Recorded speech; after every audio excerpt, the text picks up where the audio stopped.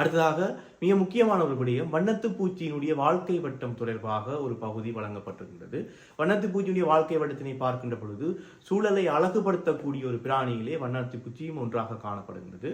வண்ணத்து பூச்சியானது தன்னுடைய முட்டைகளை இலைகளின் கீழ்ப்புறத்திலே இடுகின்றது. இலைகளின் கீழ்ப்புறத்திலே பெரும்பாலும் நீங்கள் சூழலை அவதானித்திருப்போம். இலைகளின் கீழ்ப்புறத்திலே வண்ணத்து பூச்சியினுடைய முட்டைகளை அவதானிக்கலாம். அந்த முட்டையான சூரிய வெப்பத்தின் காரணமாக குடம்பியாக வெளியேறுகின்றது. வண்ணத்தி பூச்சியுடைய முட்டைகள் சூரிய வெப்பத்தின் காரணமாகத்தான் குடம்பியாக வெளியேறுகின்றது. குடம்பியாக வெளியேறிய பின்பு அதனுடைய உடலிலே சிறிய மயிர்கள் போன்ற அமைப்புகளை நாங்கள் பார்க்கக்கூடியதாக இருக்கலாம். அந்த வேளையிலே அந்த பிராணியை நாங்கள் மயிர்கொட்டி புழு என்று அழைப்போம். மயிர்கொட்டி புழுவினுடைய உடலை பார்க்கின்ற பொழுது பச்சை அல்லது பழுப்பு நிறத்திலே காணப்படுவதாக இருக்கின்றது. பச்சை அல்லது பழுப்பு நிறத்திலே நாங்கள் சூழலிலே அவதானித்துக் கொள்ளக்கூடியதாக இருக்கும்.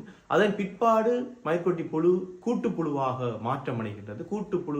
கூட்டுப்புழுவில் இருந்து தலை, வயிறு, மார்பு, அதன் பின்னர் இறக்கைகள் போன்றவை தோற்றம் பெற்று ஒரு நிறையுடலியாக சூழலை அலங்கரிக்கின்றது. நிறையுடலியாக வண்ணத்து பூச்சியாக மாற்றமடைந்து சூழலை அழகுபடுத்துகின்றது, சூழலை அலங்கரிக்கின்றது.